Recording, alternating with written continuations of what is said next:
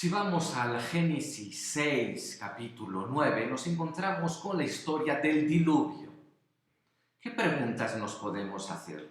¿Existió un diluvio universal que llegó hasta México? ¿Todos se murieron menos la familia de Noé? ¿Existió como nos lo cuenta la Sagrada Escritura? ¿Es cierto que se colaron los chinches en el arca de Noé? ¿Cupieron tantos animales en ese arca? Vayamos mejor a las preguntas que no mira tanto a la curiosidad, sino al mensaje divino. Es decir, preguntémonos, ¿qué nos quiere decir Dios con esta historia del diluvio universal? La historia del diluvio se presenta como un signo del dominio del pecado sobre lo creado. Adán y Eva pecaron, pasa el tiempo, y Caín mata a su hermano, pasa el tiempo, y el mundo está patas arriba. Tanto es así que Dios no reconoce su creación. Pero, ¿qué ha pasado a mi creación? ¿Qué ha pasado con el hombre? Y dice la Biblia que Dios se arrepiente de haberlo creado. Y viene un diluvio, y viene como una nueva creación, una nueva bendición. Es como si Dios hiciese una nueva creación. Dios hace de nuevo repoblar la tierra por los hombres y por los animales, puesto que todos los animales, cada uno según su especie, habían sido puestos a salvo en el arca de Noé. Recomienza la creación, retornan los hombres, los animales, la vida, pero con una gran diferencia. El pecado está presente. Regresa también la bendición y Dios de nuevo bendice al hombre como lo había hecho en Génesis 1, pero con una diferencia dramática y fundamental. Esta bendición comprende y acepta como un hecho el mal, la violencia. Si tomamos el capítulo 9 del Génesis, vayamos a leerlo. Y después de la salida del arca vemos que Dios bendijo a Noé y a sus hijos diciendo: crezcan, multiplíquense, llenen la tierra. Todos los animales de la tierra los temerán y respetarán.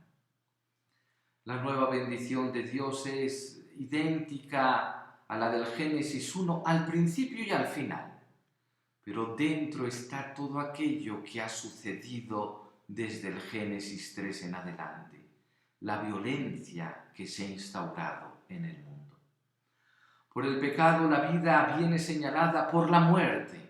Las relaciones son marcadas por la violencia, los enojos, los egoísmos. Surge el miedo en la relación entre los hombres y con los animales. Y Dios dentro de la bendición debe poner una sanción, la amenaza. Quien vertiere sangre del hombre, por otro hombre será su sangre vertida, porque a imagen de Dios hizo al hombre. La muerte ahora existe y en la bendición de Dios se une el castigo para tratar de limitar, contener esa situación de violencia que el pecado ha traído. Quiere limitar el daño, pero no viene eliminado ese daño.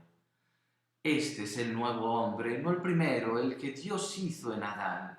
Este es el nuevo hombre, el que nosotros presentamos a Dios, el hombre tocado por la violencia, por el temor, por la amenaza, por la muerte. Y Dios también lo bendice. Eso es el diluvio, una nueva creación, una nueva bendición, la creación y bendición de un hombre tocado por el pecado, tocado por la violencia, tocado por el miedo. Esa es la pregunta fundamental, significativa, de qué pasó con el diluvio, qué nos quiere decir Dios con el diluvio. Bien sabemos que para el hombre de aquella época una inundación era el diluvio universal. Cuando nosotros decimos se cayó el cielo, lo decimos cuando hubo una tormenta enorme. Se nos cayó el cielo a todos los hombres con el pecado, pero Dios vuelve a iluminarlo con su sol y bendecir a ese hombre tocado por el temor, la amenaza, la violencia y la muerte.